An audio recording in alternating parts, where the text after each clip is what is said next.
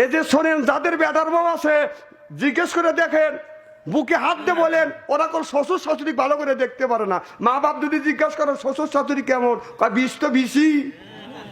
20 তো 20ই, তোর মা ভালো আর তোর বাপ ভালো।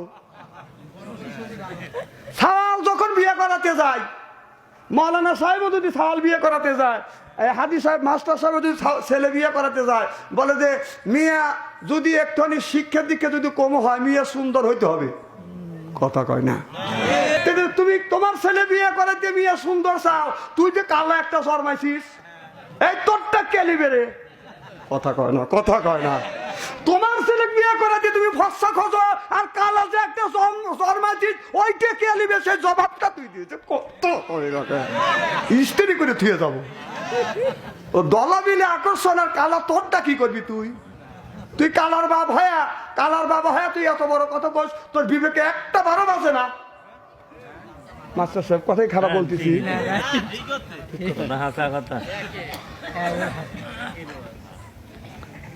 আমার ভাইরা, মুসলমান ভাইরা, আল্লাহর হাবিবের উম্মতেরা ভালো করে লক্ষ্য করে শুনুন, আমলে নিয়ে তো শুনতে হবে। আল্লাহ বলেন, ও দুনিয়ার মানুষেরা, ওয়ালা ইবাদিল্লাহি সলিহিন, আমি আল্লাহ ইবাদত করবার জন্য, দাসত্ব আর বন্দেগী করবার জন্য আমি আল্লাহ তোমাদের পাঠাইছি। ও দুনিয়ার মানুষেরা, তোমাদের এই ভাগ্যর প্রতীক কপাল আর মর্যাদার প্রতীক নাক, এই জমিনে ঠেকাইবে। ভাগ্যের প্রতীক হলো কপাল আর মর্যাদার প্রতীক হলো বাদান নাক। অনেক মানুষ বাদান বলে আমার কপাল পুড়িয়ে গেছে, আসলে কি কেউ ওর কপালে আগুন ধরা দিছে? এর মানে ওর খেতে ফসল হয় না, এই জন্য আমার কপাল পুড়িয়ে গেছে।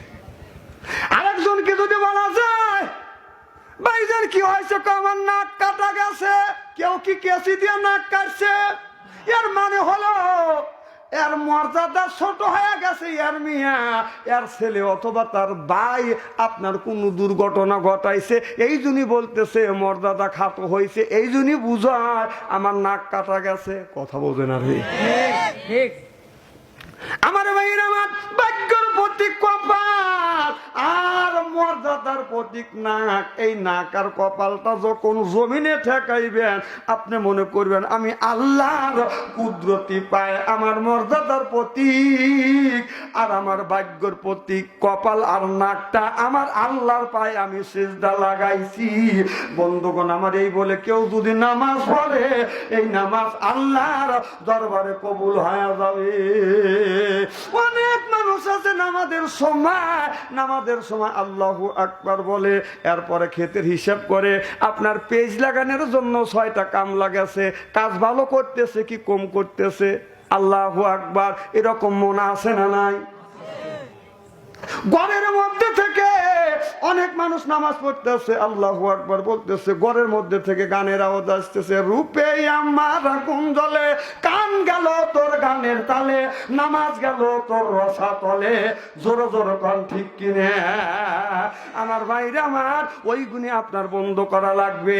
আপনার আমার মনটা নামাজে দাঁড়াইলে শয়তান বাজান বসে থাকে না, বড় শয়তান মসজিদের মধ্যে বাজান ঢোকে না। কারণ যখন ওই বান্দা বলে, মসজিদে যখন ঢোকে ডাইন পা আগে দেয়, দিয়ে বলে আল্লাহুম্মা আফতাহালি আবু ওয়াবা রহমাতিকা, আল্লাহ তুমি রহমত নাযিল করো। আর শয়তান বিসমিল্লাহ বলে যখন এই দোয়া পড়ে, আউযুবিল্লাহ পড়ে এই দোয়াটা পড়ে, শয়তান বাজান ভিতরে যায় না।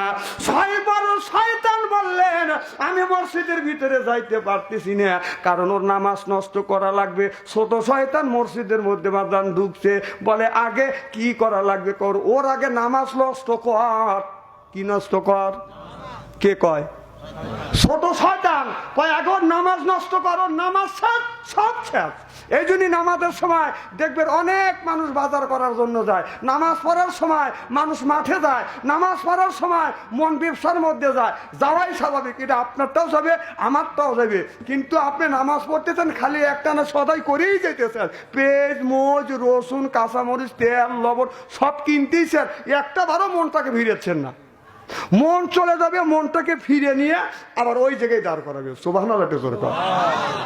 আপনি যখন নামাজে দাঁড়াবেন, মনে মনে চিন্তা করবে আমার মনটা যখন আমি আল্লাহু আকবার বলতেছি, ইহদিনা সিরাতাল মুস্তাকিম সিরাতাল লাযিনা, এইরকম করে যখন আমরা পড়তেছি, শয়তান এসে বলতেছে তুই বাজারে যা, তোর বিবি না মাছ কেনার কথা বলছে, দেরি করে গেলি তুই মাছ পাবি না। তখন আপনি রুকু যাবেন, রুকু যাইয়া যখন বলবেন সুবহান রাব্বিয়াল আযীম, যখন বলবেন শয়তান বলবে তাড়াতাড়ি নামাজ শেষ করে তোমার যাওয়া লাগবে। তুমি যদি 3 বার